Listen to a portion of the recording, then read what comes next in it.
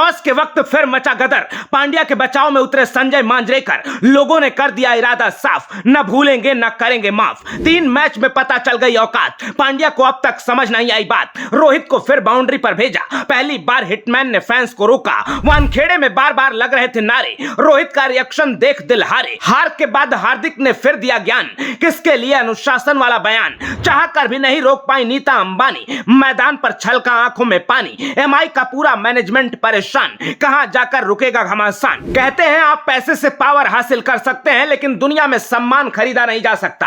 Ambani and company ने अपने एक फैसले को सही साबित करने के लिए पूरी ताकत झोंक दी, लेकिन तस्वीर नहीं बदली। अहमदाबाद हैदराबाद का हंगामा झेलने के बाद एमआई का कारवां मुंबई पहुंचा था, लेकिन वानखेड़े मैदान में वही हुआ जिसने एमआई मैनेजमेंट के होश उड़ा रखे हैं। एमआई के कप्तान हार्दिक पांड्या अपने तीसरे मैच का टॉस करवाने के लिए पहुंचे थे, लेकिन तस्वीर नहीं बदली। हार्दिक को देखते ही मुंबई के मैदान पर फिर एक बार रोहित रोहित के नारे लगने लगे। हालत ये हो गई कि कमेंटेटर और प्रेजेंटर संजय मांजरेकर को बचाव में कूदना पड़ा। मांजरेकर ने सोचा होगा कि आखिर 10 साल मैंने भी तो इंडिया के लिए खेला है, लोग मेरी बात का सम्मान करेंगे, और इसी गलतफहमी में आकर संजय मांजरेकर ने लोगों को लिमिट में रहने का ज्ञान दे दिया। मांजरेकर ने कहा लेडीज एंड जेंटलमैन बिहेव, लेकिन इसके बाद मैदान पर और ज्यादा शोर होने लगा, और पूरे मैच में जब जब रोहित एक्शन में दिखे तो उनके नाम से नारेबाजी होने लगी, क्योंकि सिर्फ एमआई ही नहीं बल्कि कोई भी क्रिकेट फैन पांड्या को रोहित का कप्तान मानने को तैयार नहीं है। इस मुसीबत से निकलने के लिए अंबानी फैमिली ने पूरी ताकत झोंक दी है, लेकिन हंगामा बढ़ता ही जा रहा है। रिपोर्ट्स के मुताबिक जियो सिनेमा के कमेंटेटर्स को भी हार्दिक का बचाव करने के लिए कहा गया है, और वानखेड़े के मैच में आकाश चोपड़ा भी इस आदेश का पालन करते दिखे। मैच के बाद चोपड़ा ने इस नारेबाजी को पागलपन कहा और अपनी सीमाओं में रहने की सलाह दी। इतना ही नहीं, कमेंटेटर्स के अलावा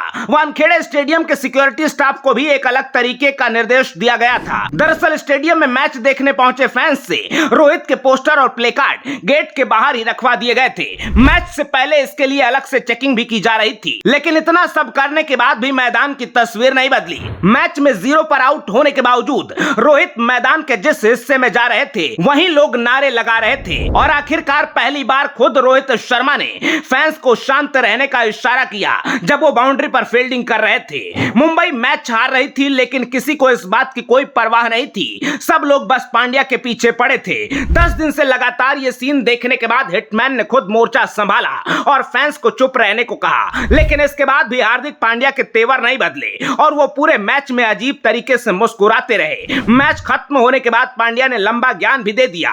पांड्या ने कहा हमें ज्यादा अनुशासन और साहस के साथ खेलना होगा।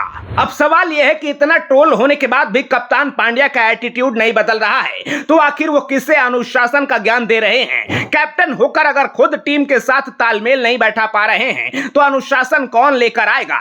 राजस्थान के मैच में जिस बॉलर ने अकेले दम पर मुंबई की उम्मीद जगाई, उसी आकाश मधवाल को पांड्या ने बेंच पर बिठा रखा था। 126 रनों का टारगेट होने के बाद भी पांड्या ने अपने ईगो के चक्कर में बुमराह से पहला ओवर नहीं करवाया। कुल मिलाकर ना तो वो सही खिलाड़ी चुन पा रहे हैं, ना मैदान पर सही फैसले ले पा रहे हैं, और बैटिंग के दौरान भी एक्स्ट्रा दबाव में दिख रहे हैं। तस्वीरों से साफ है कि रोहित के साथ किया गया प्रयोग एमआई को इतना महंगा पड़ रहा है जिसका ना तो अंबानी फैमिली को कभी अंदाजा रहा होगा और ना ही कभी पांड्या इसे समझ पाएंगे। एमआई की इस हालत पर आप क्या कहेंगे? कमेंट बॉक्स में जरूर बताइएगा। वीडियो को शेयर करना बिल्कुल ना भूलिएगा। इसमें आपको सिर्फ 2 सेकंड लगेंगे, लेकिन हमारी घंटों की मेहनत सफल हो जाएगी। अपना ख्याल रखिए, आते रहिए। जय हिंद।